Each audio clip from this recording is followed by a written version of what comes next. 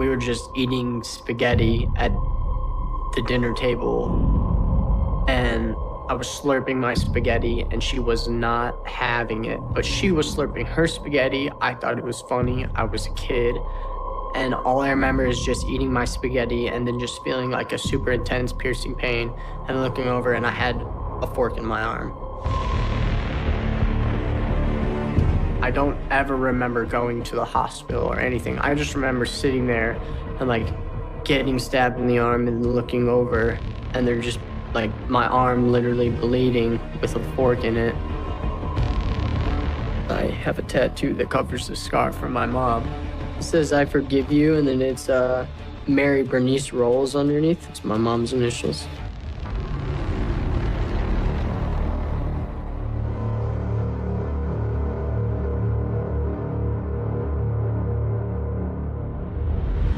Mary Rolls sobbed in court. Yes. Alice Jenkins showed little emotion as they heard the long list of charges they were about to admit to. I have had cold-blooded murderers stand in front of me, rapists, child abusers, burglars, drug traffickers. I would have to say that the two of you are perhaps the coldest, most unfeeling, least empathetic criminals I have ever seen. Don't really know like what's going on inside people's homes. You just don't know. There's like demons inside some homes, and like you just don't know. It's scary, man. Like your neighbor, the person across the street, or someone like your family. It could be your family member. You wouldn't even know it's happening.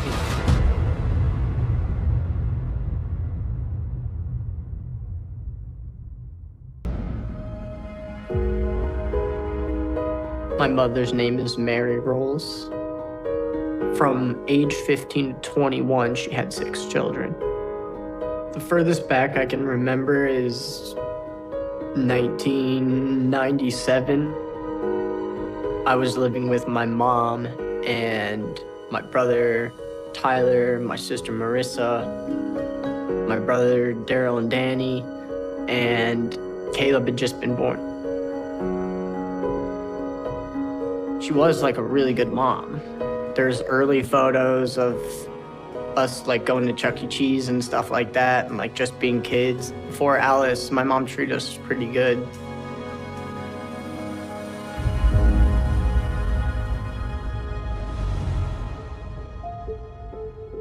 My mom met Alice at a gay nightclub in Akron, Ohio. And then the next thing I know, we're living in a new house with just Alice. My 3 older siblings, Daryl, Danny, and Marissa, moved in with their fathers, and I was left with Alice, Mary, my older brother Tyler, and my younger brother Caleb. And for a while, everything seemed okay, but Alice saw herself as the boyfriend, the man of the house.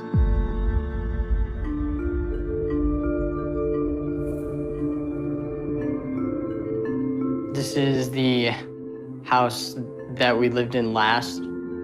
I was 14 when I saw the house last. I just get like a little nervous when I see this.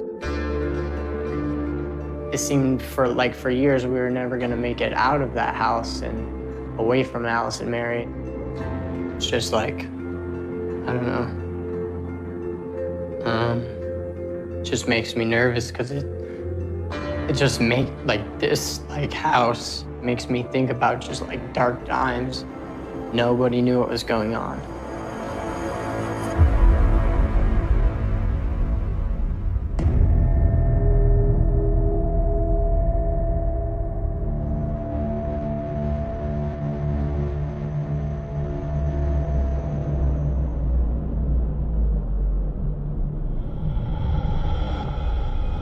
At first, Alice treated us pretty good and like pretty kind.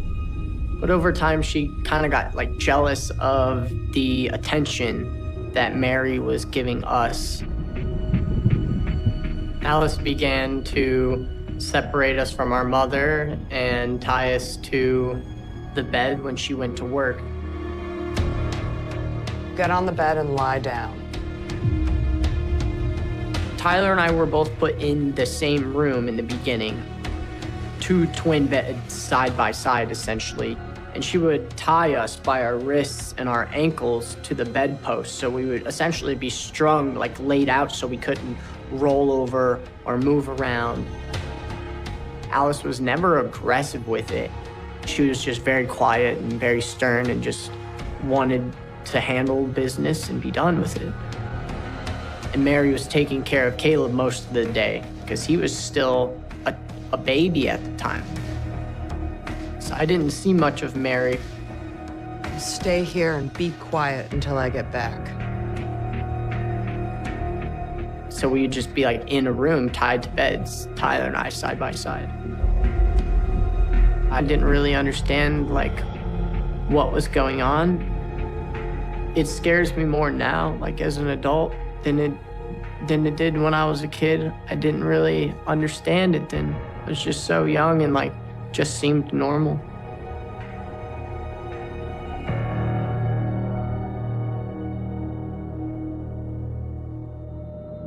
After a while, we figured out how to untie ourselves, and then we come downstairs to like hang out with our mom and hang out with Caleb. Alice would get very frustrated when she'd come home and see that we were downstairs with Mary and we'd escaped. But it definitely appeared as though it was kind of a game because like we didn't get punished for escaping. We would just go to bed and repeat the process. It seemed like that was the game of it all, was to be tied up and then to escape and then to be tied up and to escape. It just seemed like she wanted the separation between Mary, Tyler, and I, trying to like break that bond. Alice sort of became the divide between Mary and her children.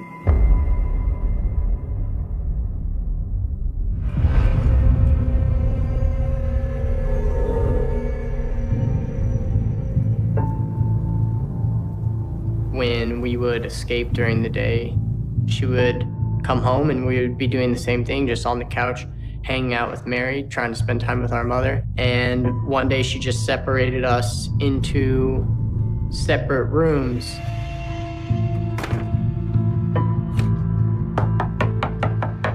And tied the opposite opening doors together so that we couldn't get out or open either door. She was very quiet and reserved and almost seemed like it was just a task that she had to do, almost as if we were just animals to take care of. The doors being tied together felt less of a game and more like a punishment or like imprisonment. There's like nothing really to do in the room. You're kind of just sitting around from like 8 a.m. to 4 p.m. when Alice would come home to give us dinner.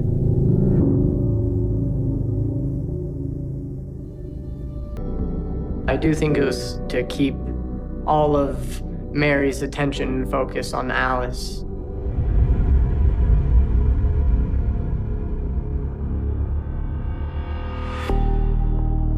Alice's behavior slowly got worse, and she started withholding food from us, essentially starving us. Up until this point, Alice would let Tyler and I out of the room. Most of the time, we would just have Captain Crunch or something for breakfast, just a little cereal. And then for dinner, the majority of what we had was mac and cheese and hot dogs. But I just remember one day her coming up and opening the door, and I'm sitting there and she just has a paper plate with a half a peanut butter sandwich on it. That was our dinner. Like half a peanut butter sandwich didn't seem enough for a dinner or to last you through the whole day. You eat your sandwich, and when you're finished, you go right to bed. I just thought it was just like a snack or something until it started to become routine where she wouldn't let us out. It went from having dinner downstairs and breakfast downstairs to like just eating in the room all the time.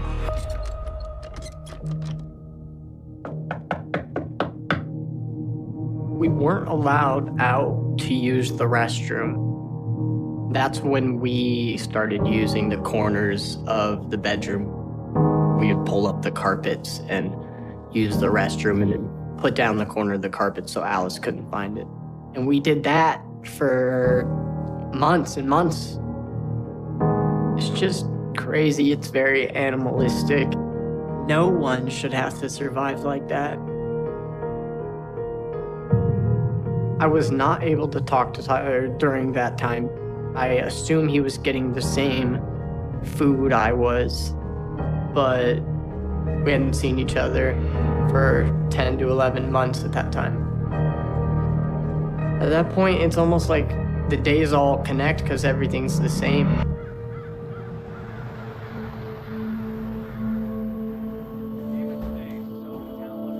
We had no other contact with Alice besides that. And Mary didn't do anything in this situation.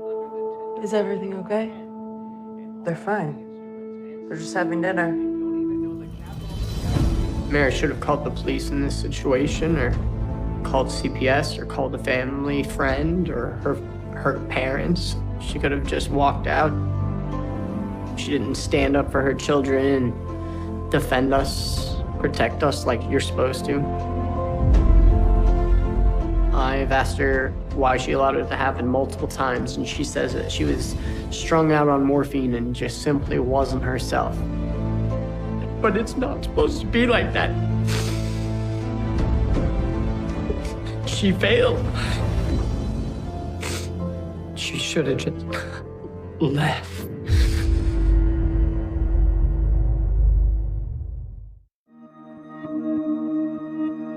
Mary had taken Daryl and Danny and Marissa's fathers to court for custody. Mary wanted partial custody, so they'd come over and visit and hang out for a couple hours on the weekend.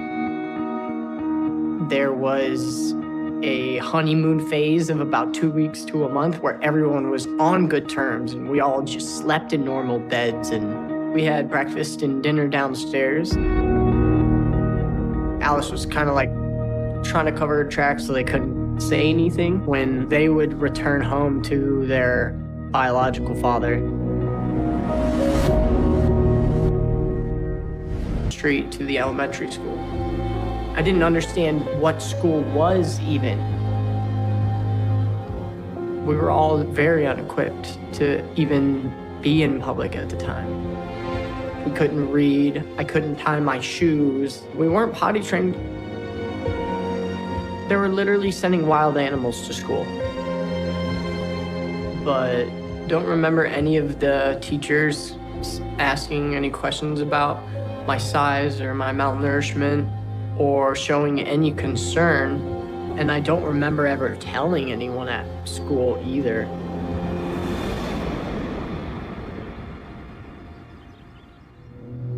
We were going to school for about 2 to 3 weeks, and we were just taken out instantly, all of a sudden. I hope that one of the teachers reported something or someone said something, but I don't know if any of my teachers knew what was going on. Nothing ever came of it. Nothing was ever done about our situation. And once Alice and Mary pulled us out of school, things started to get worse at home.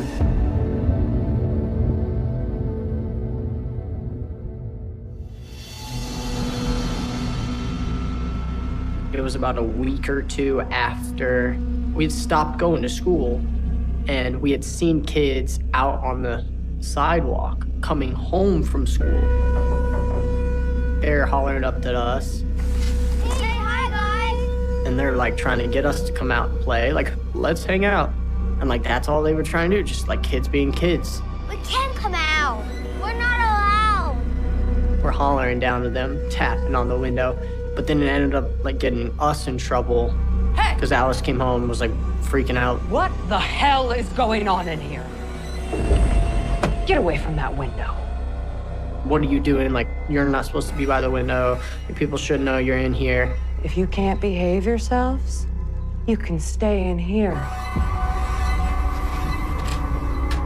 And then that's when the closet things started. It's a 3x5 closet with a carpet inside. There was no shelving, no overhead bar to hang anything, just an empty closet, no pull string lamp, nothing. And so she puts us in the closet, and I just remember that padlock going on and like it being really dark in there.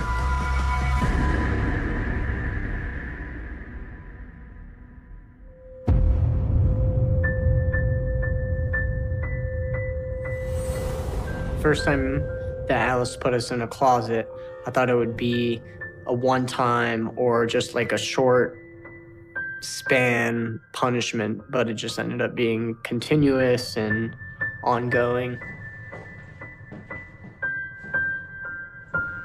In the beginning, the closet door was just getting locked.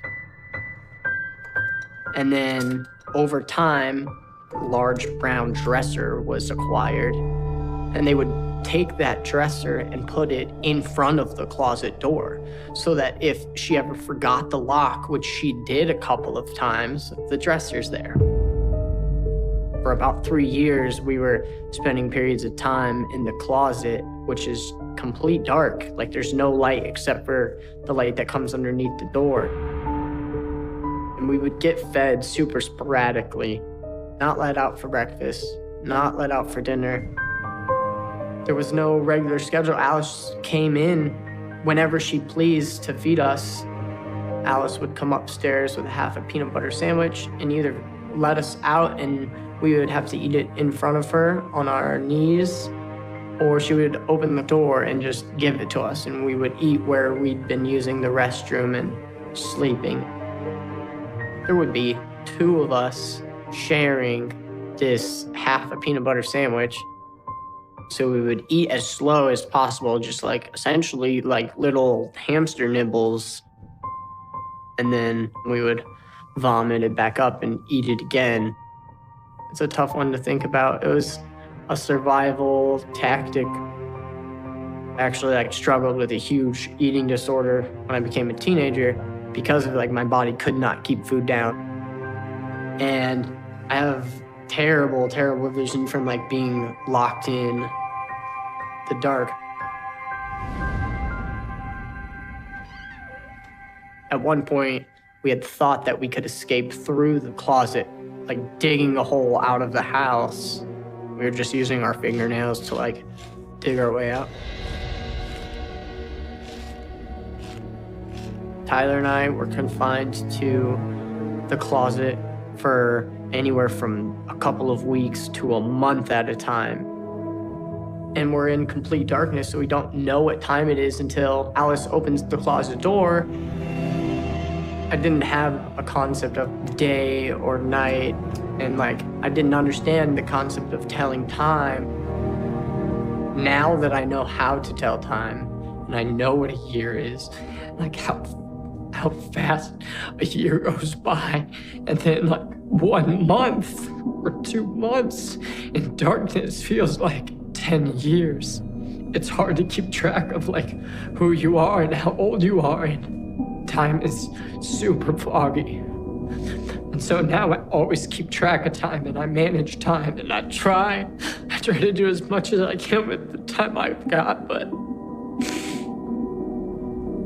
it's a long time. It seems like such a long time. Can I take a break, yo?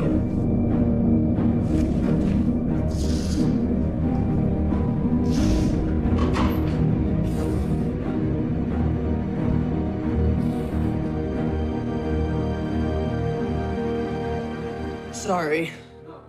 I just had to take a break and I got started getting like PTSD tunnel vision. When I was looking at you, I was like starting to get lost. Because it feels like I'm still. There were often times we would end up sleeping in our urine because we wouldn't be allowed to use the restroom for days at a time and would just have to use the restroom in the closet. It's insane to think that we survived in like just this small space, just him and I, for like so long. like held out. It's just crazy to think that Alice could have put us into an environment like this for so long.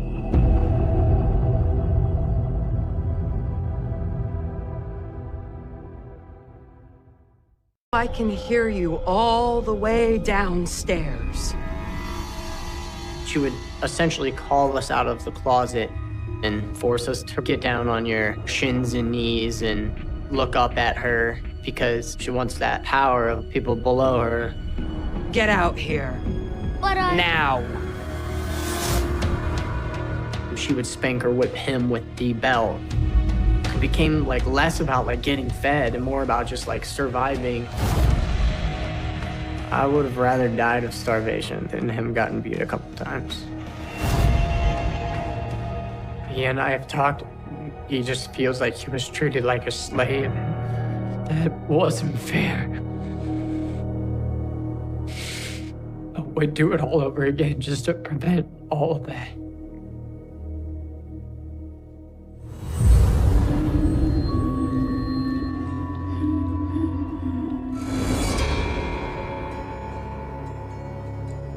One day, Tyler and I are taken out of the bedroom and taken downstairs and sat on the floor in the family room, and a trash bag of stuffed animals and toys and trinkets, which we'd never seen before, spewing all over the floor. Go ahead, play. We're not like really playing, we're just sitting there. And it's all super strange. We've never been given anything. And two strangers we've never seen before came into the house. I thought maybe it was just like some of Alice and Mary's friends. We didn't know at the time that was CPS. I believe CPS was prompted to come to the house because someone, either Marissa or Danny or Daryl, said something to their fathers.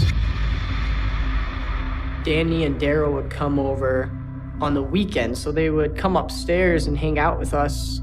Alice would let Tyler and I out of the closet, so we would be in the room and you could smell the feces in the bedroom. And I assume over the span of the years that Danny, Daryl, and Marissa were saying something to their parents or their teachers at school about our conditions, but CPS never went upstairs, never looked at the bedroom, never looked at the closet. They didn't ask us any questions at all.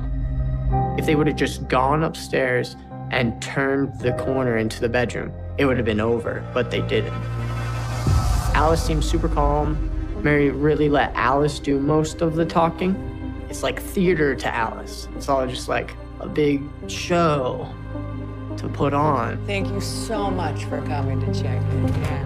When they left, Alice packed up all the stuffed animals and the toys right back into the garbage bags that they were in. And we were taken right back upstairs and put right back into the closet. Once Alice had that first CPS visit and they walked out the door, she knew she was golden. She could get away with it.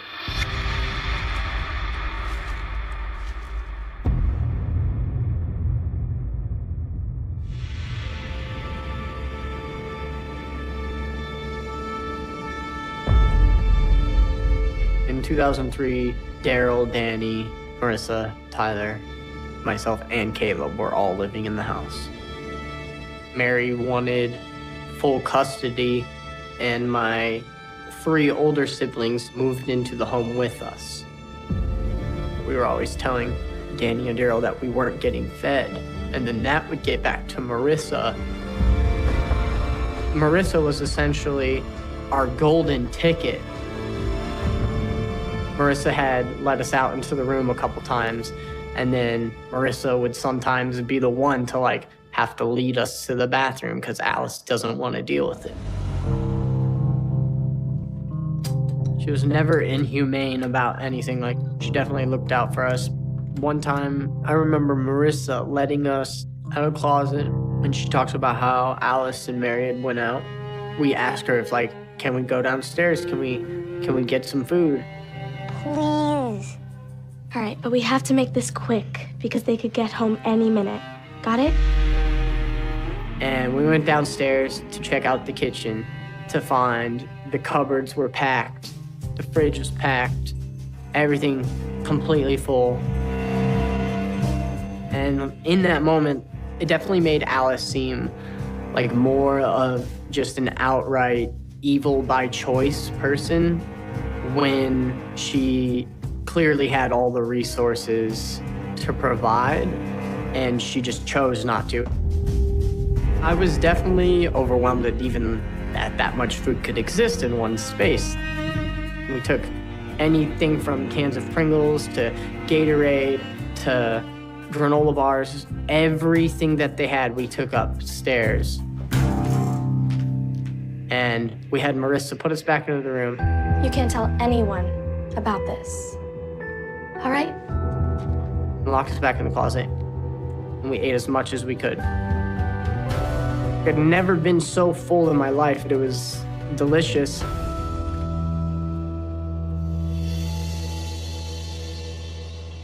And when Alice got home, she was furious, absolutely furious. It was probably 2 or 3 days before we got fed again. Alice lets us out of the closet and we're kneeling and she's standing above us. She had a bowl for each of us. She just puts it down and like we all see it. And she just told us that we had to eat it for stealing her food. What's the matter? I thought you were hungry. We were forced to eat feces. Eat it. And we assume it was the family dog, like from the backyard.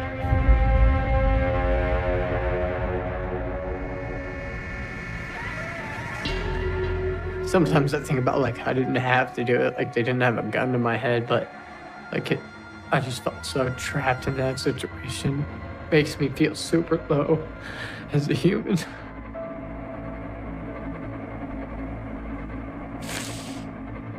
And it still takes a toll on me today. I still think about that all the time. That affects you. That affects you as a human being. You have to be low to be able to force someone to do something like that, to take away their humanity.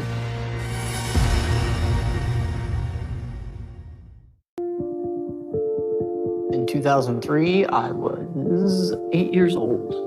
Alice was feeding us once a week at that time. I hadn't seen my mother in months, so at that point, I kind of knew we were just on our own. I just want to get out. I start to try to convince Tyler and everybody else of the same thing. We were mainly trying to figure out how we were going to get out of this situation, because at that time, Danny and Daryl had already talked to their father, Marissa had talked to her father, and nothing had happened. And that's when we started planning for essentially a getaway plan. So one evening, Marissa comes into the room while Alice and Mary are sleeping, and she lets Tyler and I out of the closet, and Daryl and Danny and Caleb are all in the room. And she's like, we gotta do it now. And she's panicked, like frantic panic. What are you doing? Shh. Stay quiet. We're gonna get you out of here. What? Right now? She was like, tonight's the night, tonight's the night. It can't wait. It has to be now. And that's when she had mentioned that we should try to go out the window. You gotta go with them, Daryl. Make sure they get out okay. Then we have to decide like who's going, because there's 6 of us. We all can't go, because if Alice comes back in and looks in the room, the same people have to be in the room. We have to get you guys out first. Yeah, you guys have to go. Daryl, Tyler, and I decide to leave. And Caleb, Danny, and Marissa stay behind. We'll be fine. Now hurry. Marissa tried to cover our tracks. She had put the dresser back in front of the closet just in case Alice would wake up and come in. Daryl wants me to get on his back, and then he's gonna climb down the gutter. So I get on his back, and shimmies over the edge of the roof, and he slides down the gutter. And when we land on the floor, the gutter breaks and makes the loudest bang. We're waiting for Mary and Alice's bedroom light to just turn on. Like, we all froze, and we waited for a couple minutes. Bedroom light never came on. Tyler jumps down from the roof, and then we start walking up the street. There's a bit of adrenaline, and then you realize, like, you just escaped, and, like, you start, like, looking around, and, like, the sky goes all the way up, and there's trees everywhere, and it was very overwhelming. It was crazy. It was beautiful, though. Myself and my siblings, like, trekking to freedom, and, like, it's more beautiful now than it was then.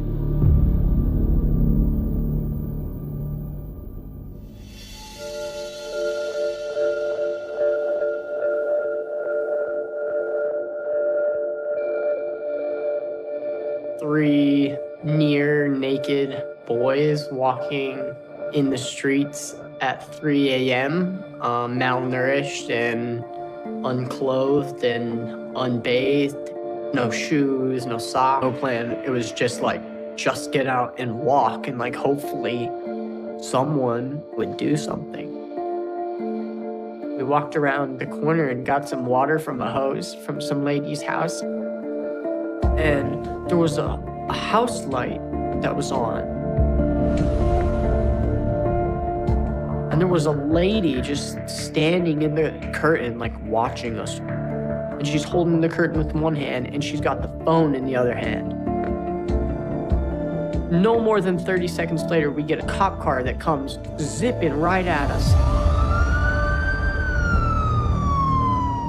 And they pull us over and ask us why we're walking around the streets of Akron. And we didn't want to say anything at first out of fear that we would just end up right back at Alice's and they would side with her. We were all sitting in the back seat, and that's when they had offered to buy us food if we would have a conversation with them. And they had taken us to get sandwiches and large sports Gatorades, a foot-long sub with meat and veggies and cheese and things I never even had before. I had no clue what the sandwich was, still don't to this day, because I'd never had it before.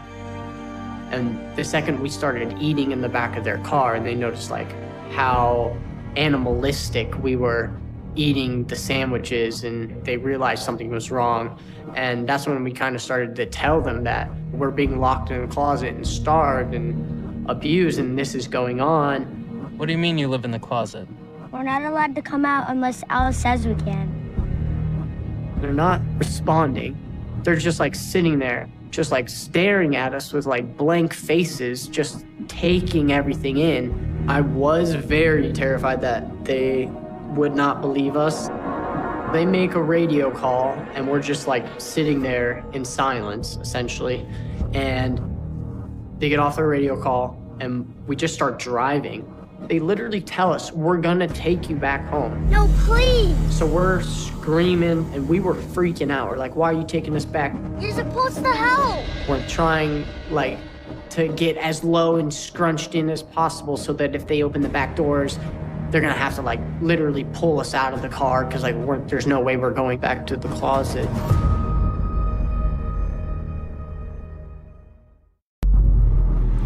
All right, we're taking you back. It was very nerve-wracking. I definitely thought they were going to just side with Alice just like everybody else had. You can't take us back there! And then they're just like, relax, relax, we're not taking you out of the car. And then they stayed in the car with us, and a bunch of other police showed up. They kicked the door in, rushed inside, and then the next thing I know, out walks Alice and Mary in handcuffs, side by side. And that was the last time I saw my mom. I still think about it sometimes. It's definitely a moment that like plays in my head, and like it's nice. Like, I don't know. That was like the moment that like we were all able to like get some peace, and they were gonna pay for what they did.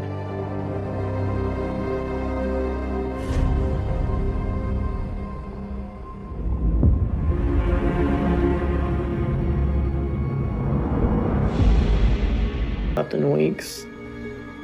I remember like being this size like for a long time, and just like felt like years. I felt like a really old soul in that body. I'm just proud of myself too. Like I know he's proud of me and I'm proud of him.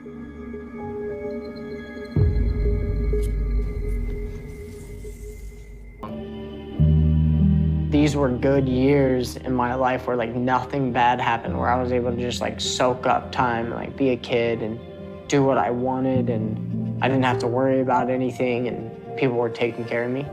Someone who wasn't my mother was willing to give me that like time and attention and effort to like have a childhood.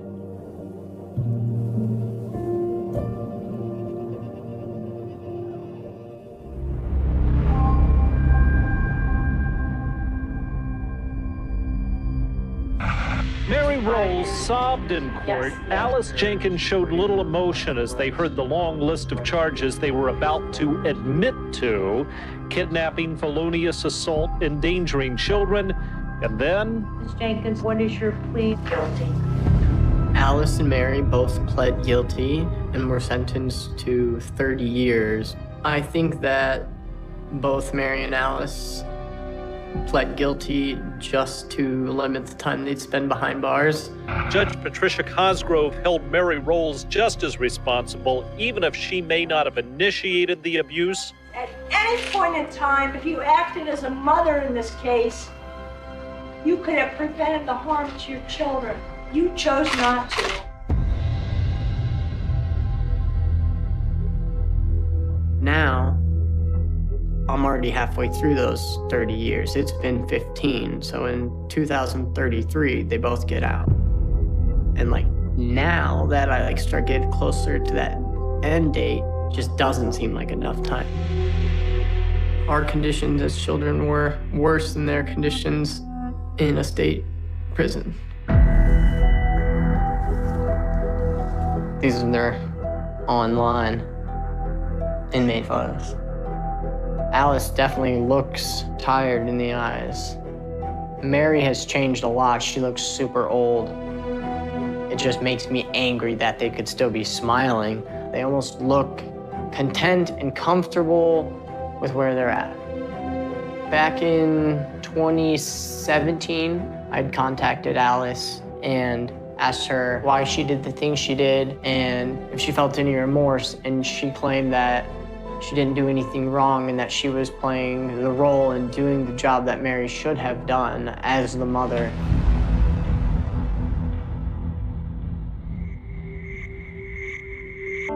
Mary, she writes me occasionally. Mary would always just reply that she's sorry, she should have never let it happen. I don't believe her apologies. I think it's just what Mary expects people want to hear. But it was important to forgive her and not forget it, but just to let her go and let her existence be hers and let mine be mine.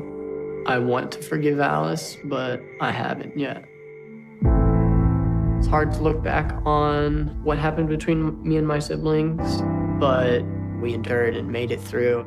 Daryl ended up having kids of his own, and Danny's doing pretty good. He's married and has a couple kids, and I talk to Danny pretty regularly. Tyler as well. I haven't talked to Caleb in a few years. I love Marissa. After years of separation, I was able to get in contact with her and meet her beautiful children and see her as like a full-grown parent. She was just a good mother. Like that was her dream. Like that's all she wanted, was to be a mom and do it right. And on her way home.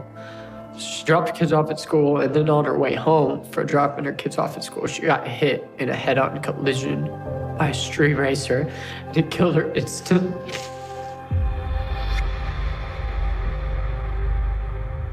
I don't know, man.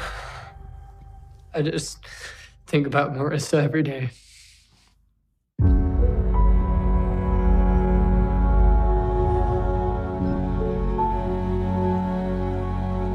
I want to know why it all happened, and we could have been a good, like, strong family. Like, there's no reason we couldn't have been.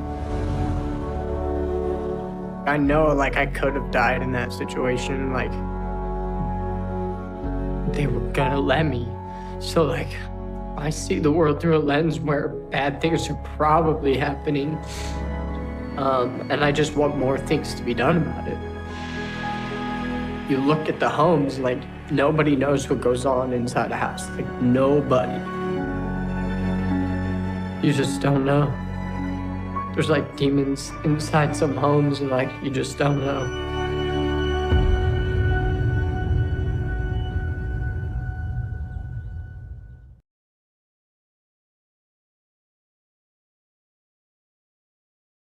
I used to believe hospitals were built on order. White lights, clipped voices, metal carts that knew where they were supposed to go.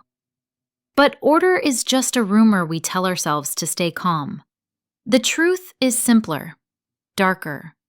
Every hospital runs on desperation. Some of us hide it better than others.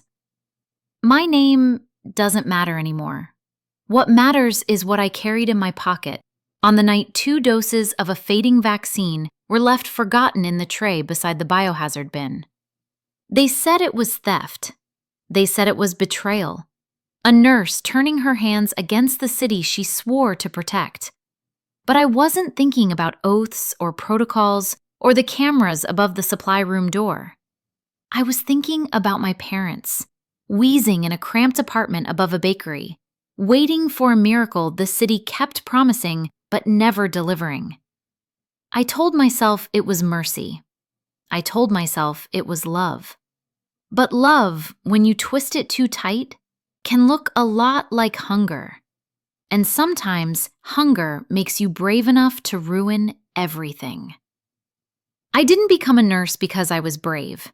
I became a nurse because someone had to be. In my neighborhood, courage wasn't a personality trait. It was a household chore. We all carried something heavy: a sick relative, an empty pantry, a roof patched with prayer instead of nails. But hospitals had always seemed like these quiet islands where the chaos of the world sharpened into purpose, where the sick came in blurry and left defined, or at least understood. When I first stepped onto the COVID ward, the halls didn't smell like fear yet. They smelled like disinfectant and overripe fruit from a broken cafeteria fridge. Everyone walked quickly, but not desperately. We still believed we could win. I used to take the early shift. It meant watching the sunrise through smudged glass while the night staff passed the baton with tired thumbs up. It meant being the first face my patients saw when they realized they'd survived the night. My job wasn't glamorous. It was gloves snapping, masks fogging, lifting bodies heavier than they looked. It was 1,000 tiny decisions. Is this cough worse? Is this fever new? Is this the moment I call the doctor, or can I buy them another half hour? Nursing is the art of buying time. At home, time wasn't on my side. My parents lived 10 bus stops away in Villa Mariana, in the aging apartment I grew up in. 2 bedrooms, no balcony, barely enough breeze to carry away the cooking smoke. My mother's asthma had always been the quiet kind, a slight wheeze at night, a soft clicking sound when she laughed too hard. My father, well, no one survives 3 decades in a bakery without lungs full of flour and stubbornness. When the first wave hit Brazil, they brushed it off. Vai passar, my father said. It'll pass. It didn't. By the time the vaccines arrived, in tiny batches, late, fragile, political, the city had already built a hierarchy of who deserved protection. Doctors first, then elderly with appointments, then elderly without appointments, but enough stamina to stand in line at 4 a.m. Then everyone else. My parents were everyone else. In the hospital, my badge gave me access to places where hope was measured in milliliters. But outside the hospital, I was just another daughter calling clinics on my lunch break, begging for cancellations, refreshing the city website until my eyes twitched. Sometimes I stayed after my shift, sitting in the supply room while the others did their rounds. There's a quiet in those rooms that feels unearned. Refrigerators humming softly, glass vials lined up like soldiers waiting for orders. I loved that quiet. It made me feel like I was protecting something sacred.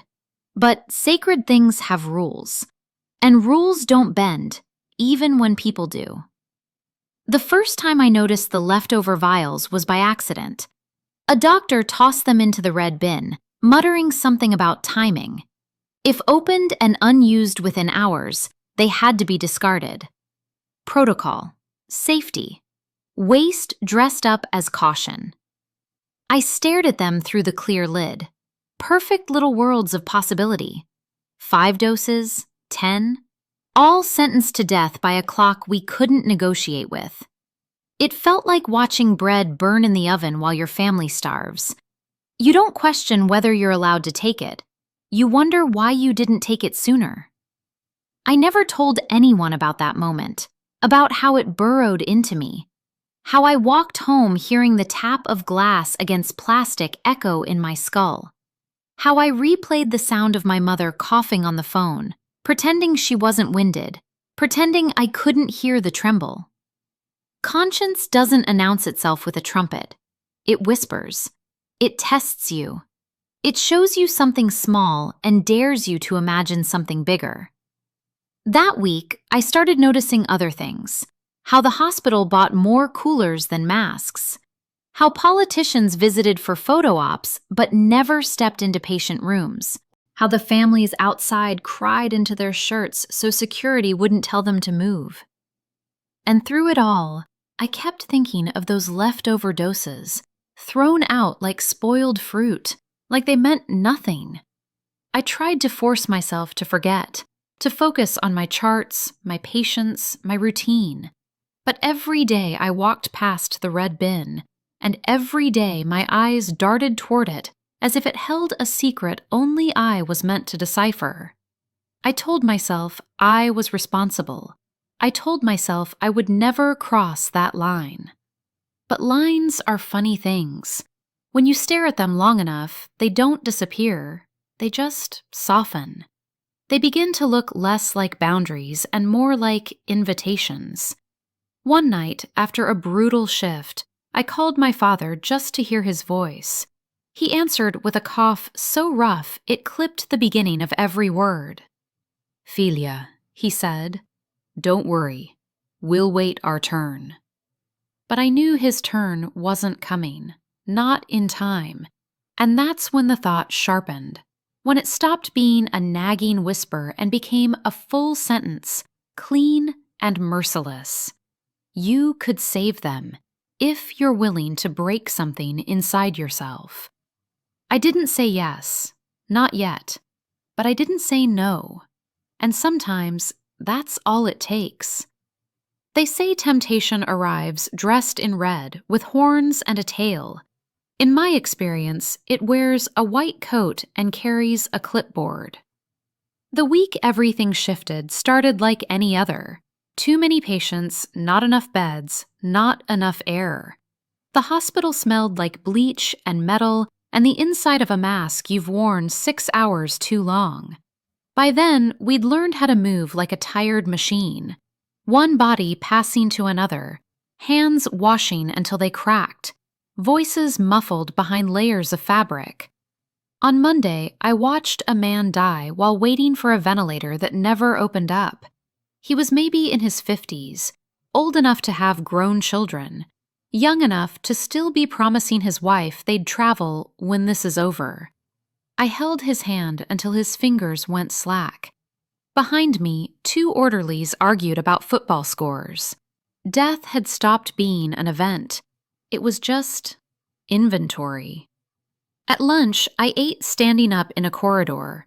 The cafeteria was discouraged for staff now. Too crowded, too risky. So I chewed a dry sandwich beside a window that didn't open, watching the line outside the hospital door. They stood pressed together despite the signs. Elderly couples, men in cheap masks, women gripping plastic bags of documents and test results. Some of them had been there since before dawn. I checked my phone. 2 missed calls from my mother, 1 from my father. I didn't open the messages right away. There's a limit to how much fear you can hold in your chest at once without dropping something. I called during my 15-minute break. On the 3rd ring, my mother answered, voice thin, like it had been stretched out over too many nights. Você comeu? She asked. Did you eat? Even now, she still tried to mother me through a screen. I'm eating, I lied, eyes on the untouched half of my sandwich. How are you? She coughed before she answered. Not the soft, familiar cough I grew up with. This one sounded like something was clawing at her from inside. We're okay, she said. Your father had a bit of fever yesterday, but it's better now. We don't want to bother you. We know you're busy saving other people. The words landed like stones. Other people. Did you talk to the clinic? I asked. We looked online together, remember? They said maybe this week, maybe next. They canceled again, she said quickly, like ripping off a bandage. They said the doses didn't arrive. Or they arrived but not enough. Or they arrived but they were reserved for the other group. We're on the list, Filia. We'll wait. There it was again. That word. Wait. I hung up feeling like I'd just left them on a ledge with no railing. That afternoon, we had a vaccination drive for inpatients and on-duty staff over a certain age. The process was orderly, so clean it almost felt like a commercial. Names, charts, alcohol swabs, small reassurances. You might feel some soreness. You might get a mild fever. It means it's working.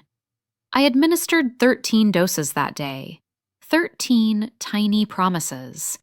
And then, near the end of my shift, I did what I'd started doing unconsciously. I counted the vials. We'd opened more than we'd used. Some patients refused, scared by fake news videos. Others were transferred or intubated at the wrong moment. Life doesn't schedule itself around protocols. There were 3 vials left in the tray. The nurse supervising, Anna, glanced at the time, sighed, and nodded toward the red bin. You know the rule, she said. Opened more than 6 hours ago? Trash. I heard myself ask the question before my brain approved it. Can't we send them somewhere? A clinic nearby? A drive-by center? Something? Anna laughed without humor. Você pensa que isso aqui é novela? You think this is a soap opera? She shrugged. By the time someone signs the papers, sends the courier, checks the temperatures, the doses will be dead anyway. Better to throw them out now than pretend they're useful. She dropped 1 vial into the bin with a soft clink. The sound went straight through me. What if, I said slowly, what if a staff member's family, no. Her answer was immediate, sharp. Don't even finish that sentence. We don't get to choose. You start choosing, you never stop. Today, it's parents. Tomorrow, it's cousins, then neighbors. Then someone's paying you under the table and, congratulations, you're a criminal. She walked away before I could say anything else, but the phrase stuck to me like static. We don't get to choose. The problem was, I already had. Not in action, not with my hands, but in my mind, I'd crossed that line 100 times, imagining my parents' arms, imagining the alcohol swab, the needle, the brief sting, the relief. That night, I couldn't sleep. My body buzzed with the leftover adrenaline of the shift, like electricity searching for an outlet. I lay in bed in my tiny rented room, counting ceiling stains, listening to my neighbor's TV bleed through the wall. A game show, laughter, canned applause. Every time I closed my eyes, I saw vials in the trash. Around midnight, I did something I'm not proud of. I opened my browser and searched Laws, Vaccine Leftover, Criminal Penalty, Brazil. The results were a blur of legal articles, heated opinion pieces, stories about furadores de fila, line jumpers, people who used their status or connections to cut ahead. Some were ministers' relatives, businessmen, influencers. They smiled in leaked photos, sleeves rolled up, masks lowered. I scrolled and scrolled until my stomach turned. Violations everywhere. Big ones, loud ones. But the people who paid the price weren't in those photos. They were in apartments like my parents'.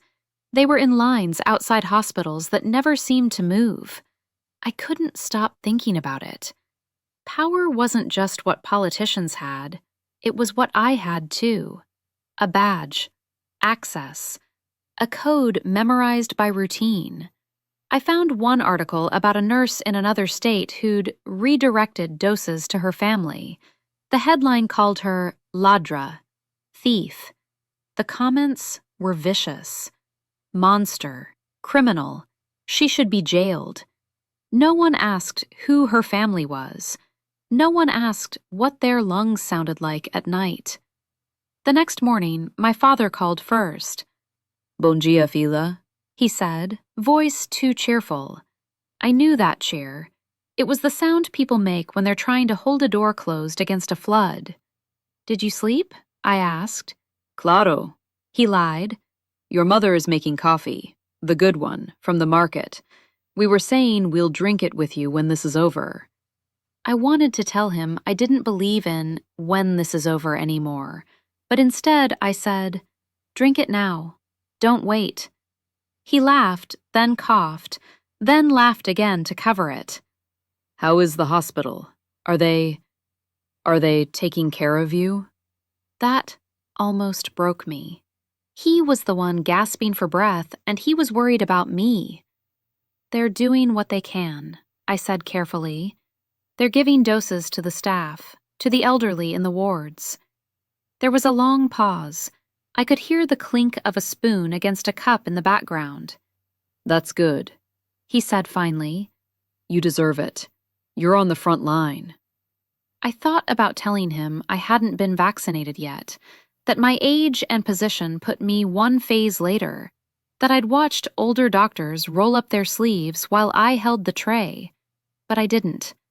I couldn't bear the way he might say, it's okay. We'll wait again. After we hung up, I sat on the edge of my bed and stared at my hands. They didn't look like a criminal's hands. They looked like my mother's. Same short fingers, same small scars from kitchen accidents. Hands that had held too many things. Trays, charts, strangers' chests as they collapsed. I went to work with a decision half-formed, like a word trapped behind my teeth. That day, the hospital was worse than usual.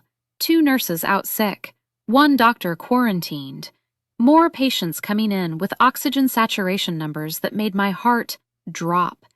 At midday, the vaccine delivery arrived. Small insulated boxes treated like diplomatic envoys. The administrative staff swarmed, checking forms, logging batch numbers. I watched from the doorway. Hey, a voice said beside me. It was João, one of the respiratory therapists. He had the kind of tired eyes that looked older than the rest of his face. You good? He asked. Define good, I replied. He smirked. Fair point. You look, I don't know, like your head is somewhere else. Home, I said before I could stop myself. My parents. Ah. His face softened. Mine got their doses last week, in the church parking lot. Can you believe it? He shook his head. They cried. My mother kept saying she didn't deserve it, as if deserving has anything to do with it. I swallowed hard. How did they get it so fast? I asked. Friend of a friend, he said. Someone called, said there were leftover doses at the end of the day. They had to be used or tossed. They rushed over. Leftover, I repeated. Yeah, it happens everywhere. He shrugged. You just have to know someone. Or be someone. I must have gone quiet because he nudged my shoulder. Hey, don't go dark on me. Your parents will get theirs. The system is slow, but it moves. I wanted to believe him. I wanted to lean on his certainty like a cane, but all I could see were those leftover vials in the red bin. That afternoon, I was assigned again to assist with vaccinations in our ward. The cart was prepared. Syringes, alcohol pads, vials.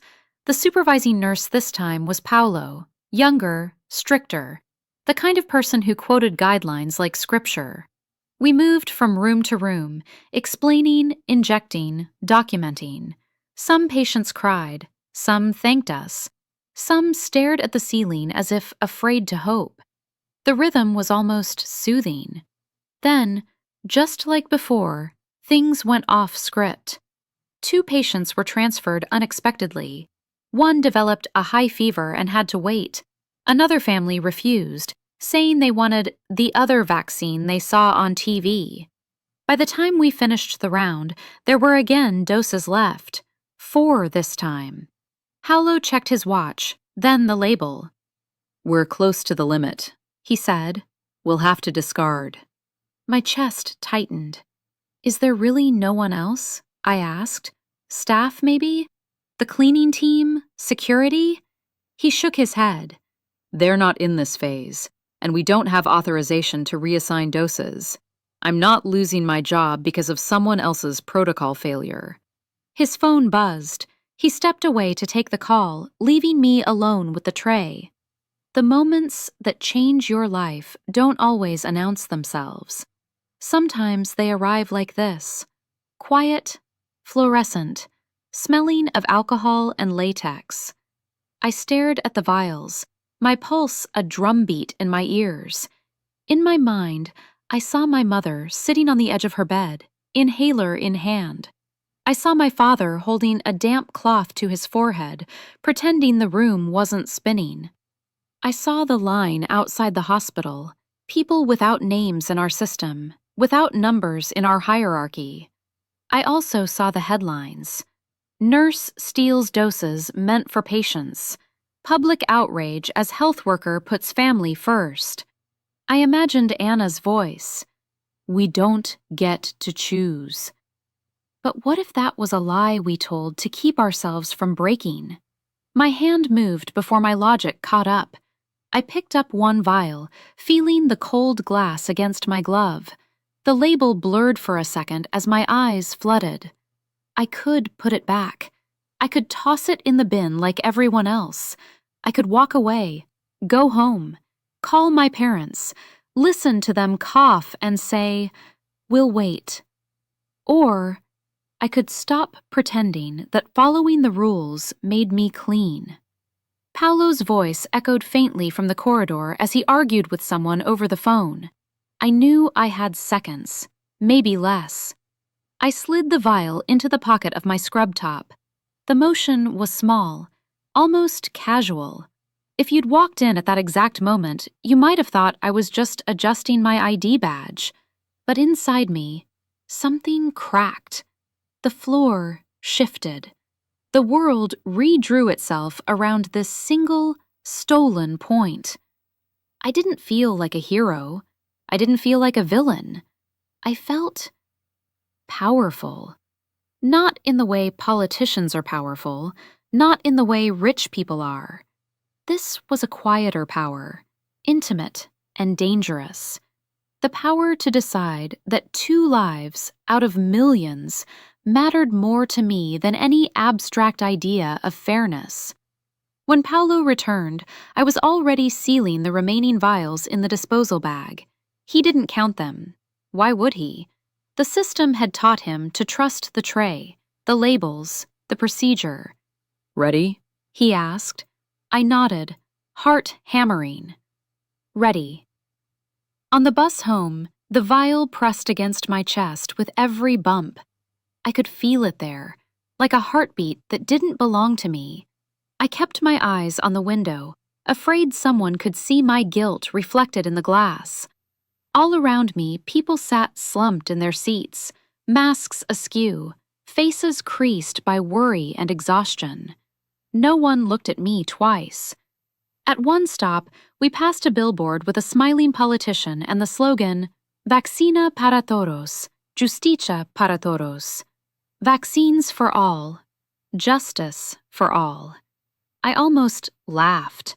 The words felt like a bad joke printed too large to ignore. By the time I got off near my parents' street, the vial felt heavier than my whole body.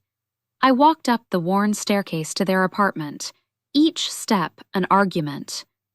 You're saving them. You're betraying everyone else. You're using your position to cheat. You're righting a wrong the system refuses to see. I paused outside their door, listening. I heard the TV murmuring, a news anchor reciting the day's numbers like a funeral litany. I heard my father cough. I heard my mother say his name softly, the way she used to say mine when I was sick. My hand hovered over the doorknob. This was it, the point where thoughts would become actions, where guilt would become real, where the word thief would creep into my shadow and never fully leave. I took a breath so deep it hurt. Then I opened the door. I didn't expect the room to feel so small.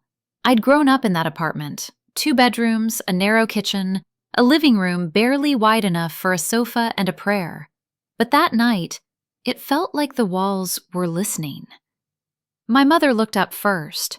She was sitting on the couch, wrapped in the blanket with the faded sunflowers. Her face lit up when she saw me. Not with surprise, but relief. Like she'd been holding her lungs open just long enough for me to arrive. "Figlia," she said, voice soft. "You're home early." Early. If only she knew. My father was in the kitchen, hunched over the sink, splashing water on his face. He straightened when he heard my footsteps, forcing a smile that cracked at the edges. "You didn't tell us you were coming," he said. His breath trembled the way paper does before it tears. I took off my shoes, washed my hands, performed the ritual of pretending nothing was wrong, but I was hyper-aware of everything. The weight in my pocket, the sound of my heartbeat, the way the lights hummed like a warning. "Sit," my mother said, patting the couch beside her. "You look tired."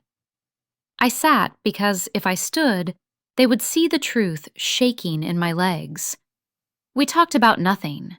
The bakery, the neighbor's dog, the soap opera plot they'd been arguing about for weeks. Every word felt like a stall, a delay. We were all pretending normal existed. My father coughed again, a deep one that echoed. That sound broke something in me. "I have something," I said. Their faces shifted, concern first, then curiosity, then fear. My mother's hand found my knee. "What happened? Are you sick?" No, I swallowed. "It's not that." My father pulled a chair closer. He always did that when he sensed something serious, as if distance was a problem he could fix with furniture. "Figlia," he said gently, "you can tell us." I reached into my pocket. The vial was cold against my fingers, colder than when I'd put it there, like it knew what I was doing and disapproved. When I placed it on the table, time stopped. My mother stared at it like it was an animal she didn't recognize but desperately wanted to trust. My father's eyes narrowed, reading the label twice, 3 times, as if hoping it would change. "Is that?" he whispered. I nodded. Silence expanded until it scraped the edges of the room. Where did you get it? My mother asked, voice barely a breath. I couldn't lie, not to them. Leftover, I said, from the hospital, unused. It would have been thrown out. My father closed his eyes and a tear slipped down before he could hide it, not from sadness, but from the small, impossible hope a person feels when the universe finally gives them something back. But my mother, she just stared at me, not angry, not grateful, just stunned. Are you allowed to? No, I said quickly. I'm not. Her hand flew to her mouth. Meu Deus. It was going to be trash, I insisted. Trash. I couldn't let that happen. Not when both of you. My father sat heavily in the chair.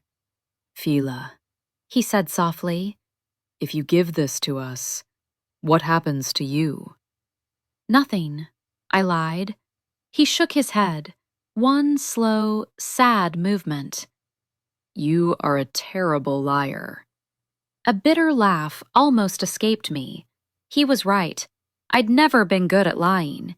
Even as a child, I couldn't steal candy without confessing 10 minutes later. But this was different. This wasn't candy. This was their lives. I prepared the syringe like muscle memory, alcohol pad, measured dose, air bubble flicked away. My hands were steady. Too steady. Adrenaline is good at faking clarity. My father rolled up his sleeve without hesitation. My mother hesitated, just for a second. Are you sure? She whispered. No, I wasn't sure. I wasn't sure of anything anymore. But I nodded anyway, because doubt only slows the inevitable. I injected them both in silence. When it was done, I placed the empty syringes back in the bag I'd brought, sealing it tight. Evidence. I would dispose of it far from here. My mother held my hand. Her skin felt thin, almost translucent. You shouldn't have done this, she said quietly. I know. but thank you. The rush hit me on the walk home. Not joy, not relief. Power. The kind that doesn't shine. It burns. Low, deep, private. I had saved them. I had rewritten the rules.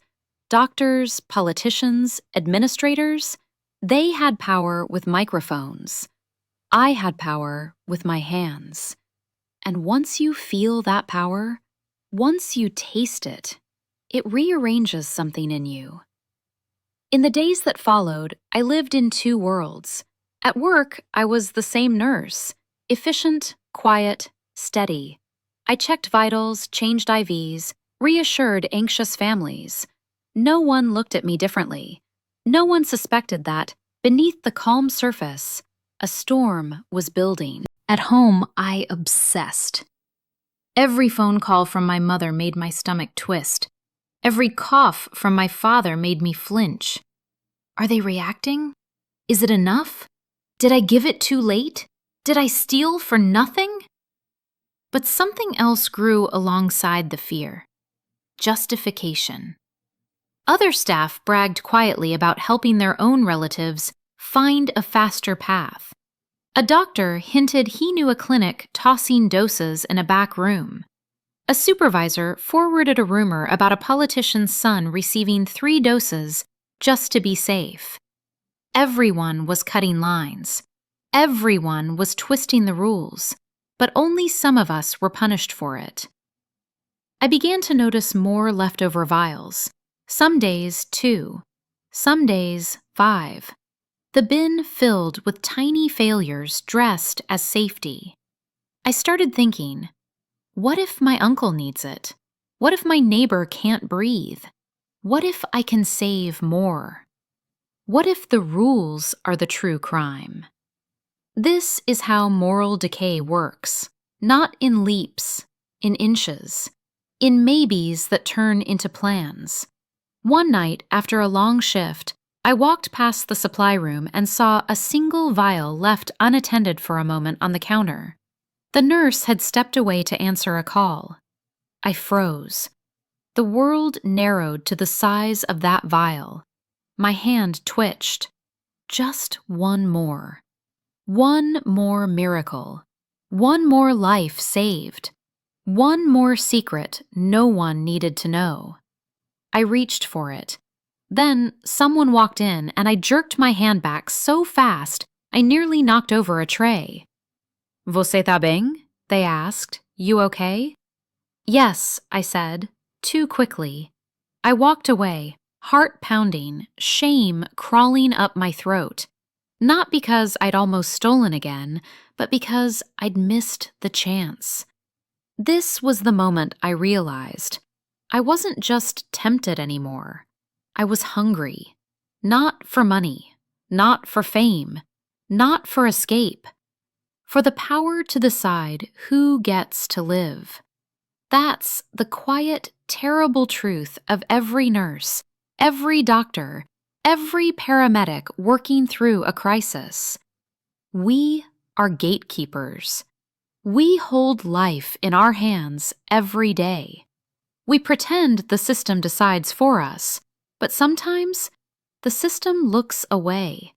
And in those seconds, we become something dangerous, something that believes mercy is worth any price. The call came 3 days later. My father's breathing had worsened. My mother was faint. Both were burning with fever.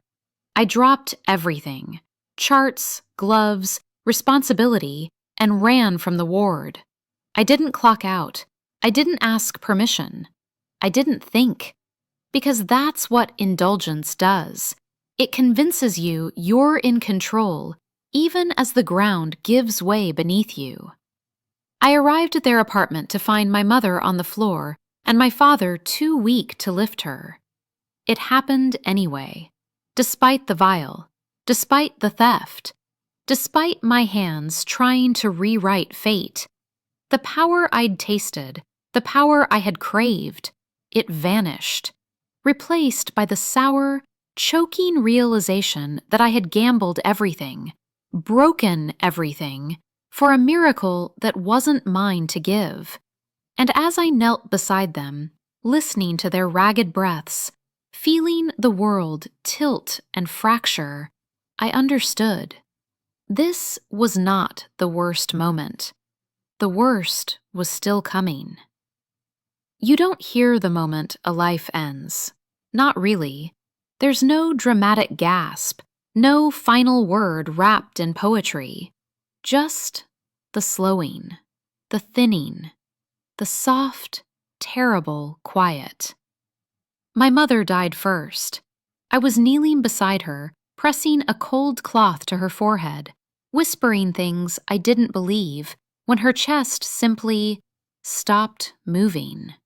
One moment her breath was a thin, trembling ribbon. The next, it was nothing. I didn't scream. I didn't move. I just watched, waiting for her lungs to realize they'd made a mistake. My father's voice broke behind me. "Amor?"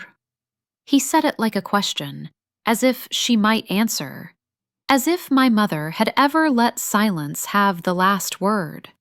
I turned toward him, but he was already fading, the oxygen in his body unraveling, the fever burning him down from the inside.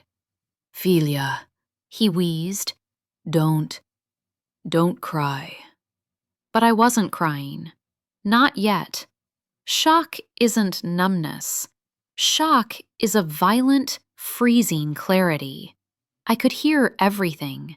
The dripping faucet, the hum of the old refrigerator, the distant shouts from the street below. The world kept moving. Only we had stopped. I checked my father's pulse. Weak, erratic, like it was deciding whether to stay. He looked at me through watery eyes. "We tried our best," he whispered.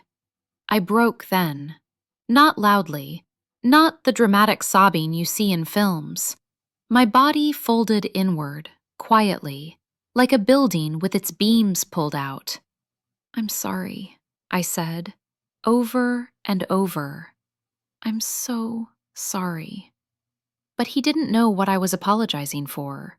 He thought I meant the world. He thought I meant fate.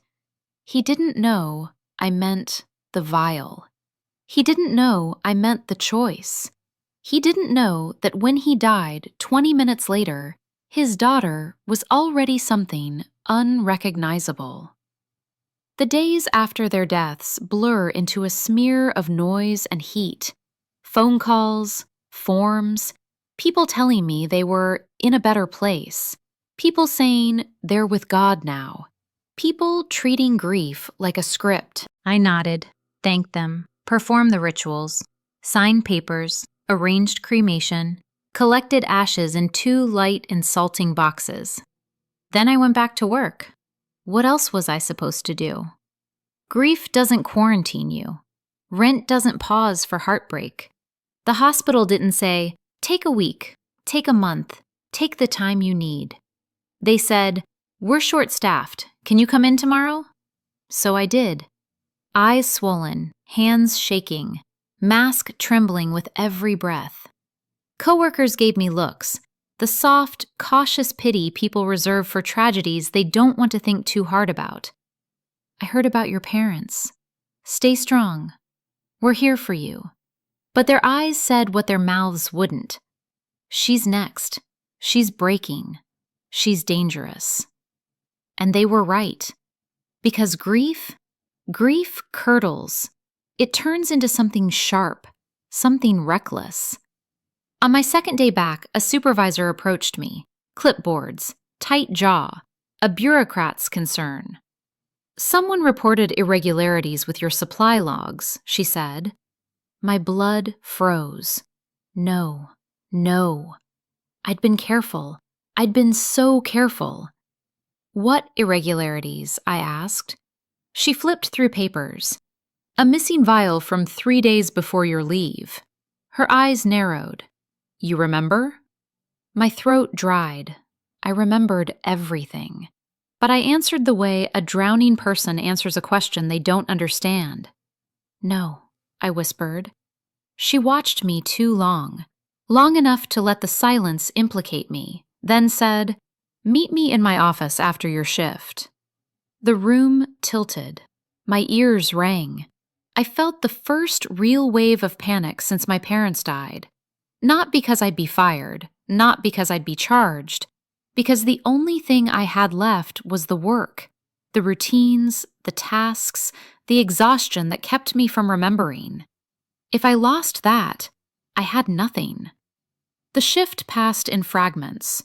A woman begging for another oxygen tank, a man coughing blood into his sheets, a teenager with eyes too old for his face. I moved from bed to bed like a ghost in Scrubs, but underneath it all, a thread of fear pulled tighter, tighter, tighter. They know. They know. They know. By the time I reached the supervisor's office, my legs barely carried me. She gestured for me to sit. She didn't sit herself. "We reviewed the logs," she said. "We reviewed the security footage." My heart stopped. Footage. Of course they had footage. "It appears," she continued slowly, "that you were near the supply area longer than necessary that day." I opened my mouth, but nothing came. She didn't accuse me. She didn't need to. Her silence filled in the blanks. "You should take another week off," she said finally, her tone shifting in a way that felt rehearsed. "We'll handle the internal review." A review. A review meant investigation. Investigation meant consequences. My lungs constricted. But then she added, "We're not making any decisions yet. Everyone is under stress. Mistakes happen." Mistakes. She thought I'd miscounted, misrecorded. She didn't imagine the truth, that I had walked home with a dose meant for no one but the void. I nodded numbly. Go home, she said. Rest. But rest was impossible. Rest meant silence, and silence meant thought. That night, I walked the city without direction, past shuttered shops, past funerary vans, past long lines outside clinics with cardboard signs telling people the vaccines were temporarily unavailable. The air was hot and thick. My mask stuck to my mouth every time I breathed in. I passed a mural of a nurse painted with wings, halo, heroic pose. I almost spit on it. Heroes don't steal. Heroes don't break protocol. Heroes don't fail their parents. I wasn't a hero. I wasn't anything. I sat on a curb, pressed my forehead to my knees, and let everything collapse inside me. For the first time since they died, I cried loud enough that strangers turned their heads. I didn't care. Let them look. Let them wonder. Let them walk past like I was invisible, because I was. Grief erases you. Guilt hollows you. Shame finishes the job. By the next morning, I knew I couldn't go back to the ward. Not like this. Not with the fear of discovery circling me like a vulture. But I didn't want to run. Running felt like admitting I'd stolen for selfishness, for greed, for something shameful. I hadn't. I stole for love. A twisted love. A failing love. But love. So I went somewhere no one would question my presence. Somewhere people didn't whisper or stare. I went to the morgue. They were understaffed. Everyone was. I walked in and said I wanted to volunteer. The technician looked at me, one raised eyebrow, one glance at my badge, then shrugged. Fine, he said. Grab gloves. No one asked why a ward nurse wanted to handle the dead. No one asked what I was running from. In the morgue, everything is cold. Air, light, voices. You learn to move slowly. Bodies bruise even after death. My first task was simple. Organize vials sent down for documentation. Blood samples, swabs, leftover medications. And that's when it happened. The moment everything locked into place. I picked up a small vial, not a vaccine, a routine sample, but the glass felt the same. The size, the weight. My hands trembled. I held it the way you might hold someone's photograph, carefully, gently, like touching a memory. I realized then that I wasn't there to escape punishment. I was there because I still wanted to save someone, anyone, even if they were already gone, even if saving meant nothing now, even if salvation was just a habit I couldn't break. In that cold room, surrounded by stillness, I felt the collapse finish its work. Everything I had been, a daughter, a nurse, a careful person, a believer in rules, was gone. What remained was something quiet, something empty, something waiting to be rewired. And without knowing it, without planning it, my path tilted toward the one place no one expects redemption, among the dead. But redemption wasn't coming, only the truth, and the truth was just beginning. Grief has a temperature. I learned that in the morgue. It isn't warm like anger or hot like shame. It's cold.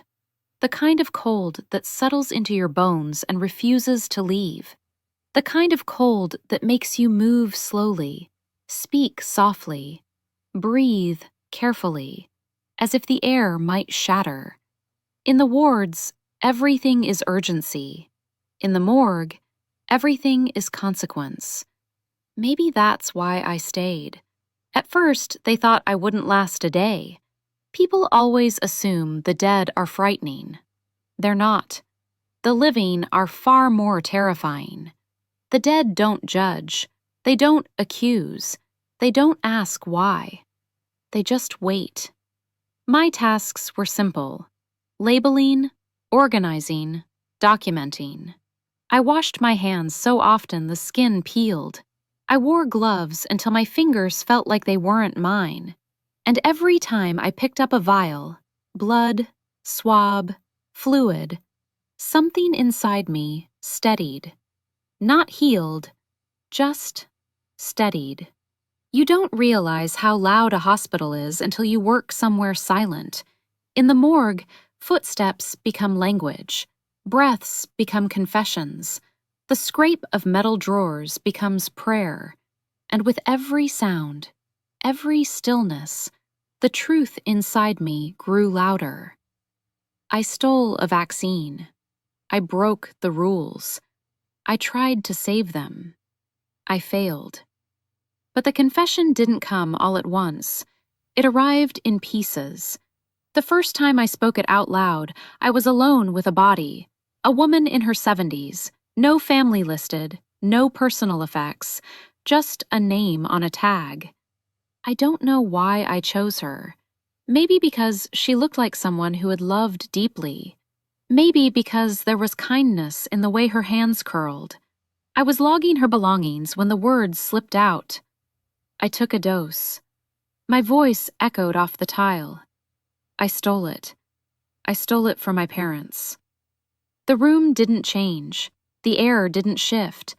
No voice thundered back with judgment. But my chest cracked open in a way I hadn't allowed before. They died anyway, I whispered. I thought I could save them. My throat closed. The tile blurred. My hands shook. I thought I had the right. A tremor, a breath, a break. I thought love made it right. I leaned against the stainless steel table, feeling the cold press into my spine. Love is a beautiful thing, but love is not a moral compass. Love, when twisted by fear, can become justification, and justification can become delusion. For the first time, I saw my choice without the haze of desperation. I hadn't stolen from the system. I had stolen from all the people who would never receive a dose because someone like me decided they deserved it more. People like the woman lying in front of me now. My stomach turned. I covered my mouth and cried. Not the silent tears of the days before, but deep, body-breaking sobs that tore through the quiet. No one heard me. No one came. The dead kept my secret. The confession didn't end there. It became a ritual. At the end of every shift, I would sit alone at the back of the cold room near the metal shelves holding the vials of samples. I'd take one vial, any vial, in my gloved hand. I'd hold it close, not for the contents, but for the weight, the shape, the familiarity.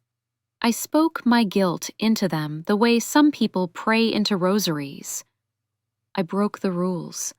I crossed a line. I did it again in my head 1,000 times. I don't know who I am anymore. Every day the words changed. Every day they grew heavier. But then something else began to happen. I remembered. Not the fear, that had been with me from the start. Not the desperation, that was carved into me. I remembered the good. My father teaching me to tie my shoes. My mother braiding my hair for school. Sundays in the park. Birthday cakes from the bakery. Their hands, warm and sure, guiding me through a world full of danger. They had given me so much. Everything. And I had reduced all of that love into one frantic, impossible act. The guilt sharpened, but so did something else. Understanding. My parents had raised me to care, to help, to serve, to protect life. Not to choose who deserved it. Not to rewrite justice in my image. not to place myself at the center of a moral universe I didn't own. In the morgue, surrounded by the finality of what I couldn't change, I began to see myself clearly. Not a monster, not a saint, not a hero, not a villain, just a human being who made a choice in the dark and had to live inside its shadow. One evening, the technician, Mauro, found me sitting alone, staring at a rack of labeled tubes. "You're quiet," he said. A simple statement, a gentle one. "I'm tired," I replied. "You're always tired." I didn't answer. He cleaned his glasses, glanced at my shaking hands, then at the samples in front of me. "People come down here for 2 reasons," he said. "To escape noise or to escape themselves." I felt my breath snag. He continued, voice low, kind but unflinching. You're not hiding from the dead. You're hiding from something alive." I didn't deny it. Couldn't. He didn't ask what I'd done. He didn't pry. He didn't push a confession from me. Instead, he said the one thing I didn't expect. "Whoever you're running from, it's time you stop running." My chest tightened. "What if I can't?" I asked. "Then the guilt will do the running for you," he said, "and it will drag you by the throat." I closed my eyes, because he was right. He was completely, painfully right. "What do I do?" I whispered. His answer was simple. "Tell the truth. Somewhere. To someone. Even if they can't answer." When he left, I sat there for a long time, hands trembling, breath uneven. Tell the truth.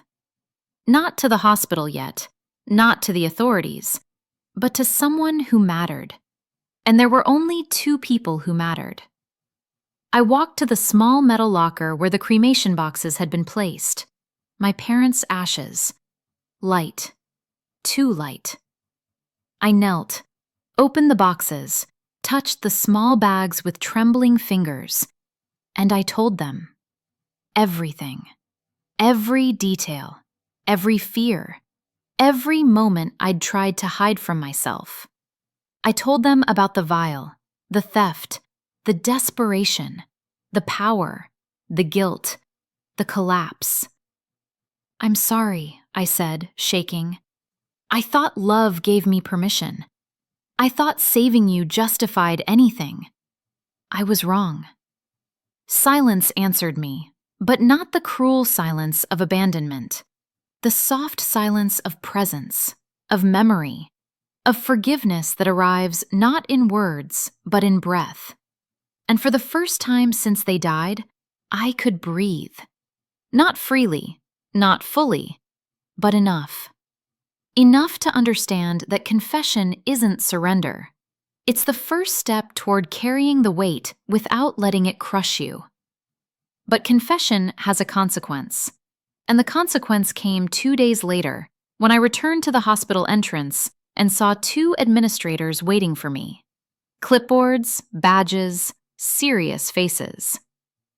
"Can we speak with you?" one asked. My pulse quickened, my breath shortened. "Yes," I said, because the truth I'd whispered into ashes was about to become a truth spoken out loud. Because running had stopped being an option. Because the collapse was complete, and the reckoning had begun. They didn't take me to an office. They didn't close the door behind us, or lower their voices, or speak in the careful, fragile tone people use with the grieving. They just walked beside me, 2 administrators in stiff suits, through the hospital corridor I used to know by heart. Each step felt like a verdict. I knew what was coming. I'd rehearsed it in my mind. The confrontation, the questions, the consequences.